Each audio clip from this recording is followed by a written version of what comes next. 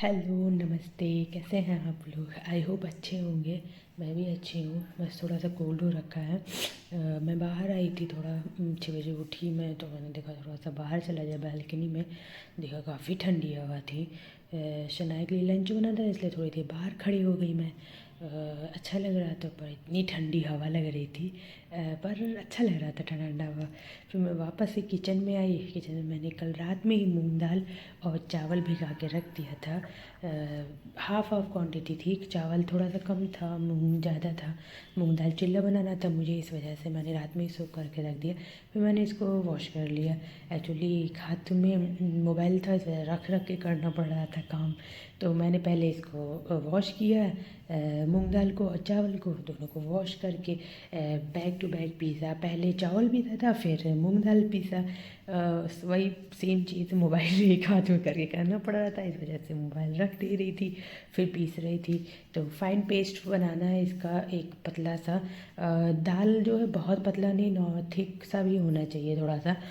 इसको बाद फिर मैंने दोनों को पीस के एक बोल में मतलब अलग रख दिया। फिर मुझे याद आया कि ओह, मैंने तो आलू ही बॉईल नहीं किया। फिर मैंने साइड में रख दिया आलू कुकर में, जो कि हो रहा है। उसके बाद फिर शनाया की आवाज़ आने लगी। उसके बाद फिर मैं शनाया के पास गई, वहाँ से आई थोड़ी देर बाद, फिर बैटर मेरा हो गया था। फिर मैंने इसको एक बोल में खाली किया, इसको ऐसा ठीक सा हो रखा था।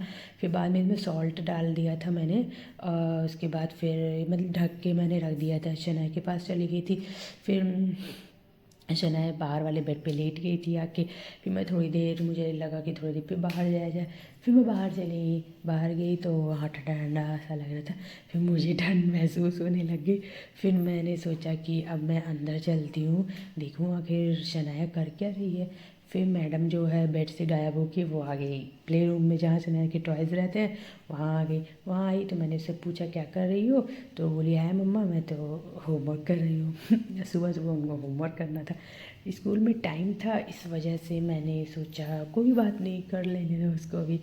फिर मैं थोड़ी देर इधर उधर करने के बाद, थोड़ी देर बाद मैंने ये वीडियो बनाया झाड़ू लगाने के बाद। फिर ये आलू हो गया था। फिर मैंने आलू में मसाला, राई, करी पत्ता, नमक, ये सब डाल दिया। लहसुन प्याज नहीं डाला है, क्योंकि नवरात्रि चल रही है, इस वजह से लहसुन प्याज नहीं खाती हूँ, तो मैंने लहसुन प्याज नहीं डाला था इसमें। और नॉर्मल मसाले डाल के हल्के। आप तीखा भी कर सकते हो, शनाया को इतना तीखा पसंद नहीं है, इस वजह से मैंने ज़्यादा तीखा नहीं किया था। फिर शनाया आवाज़ रह गई, मैं उधर चली गई थी। उसके बाद शनाया को ब्रश कराने के बाद, नहलाने के बाद, नहलाने के बाद सॉरी फिर मैं आई हूँ डोसा बनाने। तवा उतना गर्म था नहीं, तो इस वजह से चिल्ला डोसा जो भी बोलिए उतना सही नहीं बना था पहला वाला, पर दूसरा वाला परफेक्ट बना था। मतलब क्रिस्पी भी था और टेस्ट भी काफ़ी अच्छे मतलब बना था। पता नहीं क्यों मुझे लगता है कि इसे एक बार सीख जाता है तो ऊपर से वो, पता नहीं, मुझे लगता है कच्चा रहता है, इसलिए मैं दोबारा सीखती हूँ। बस है, आदत है मेरी।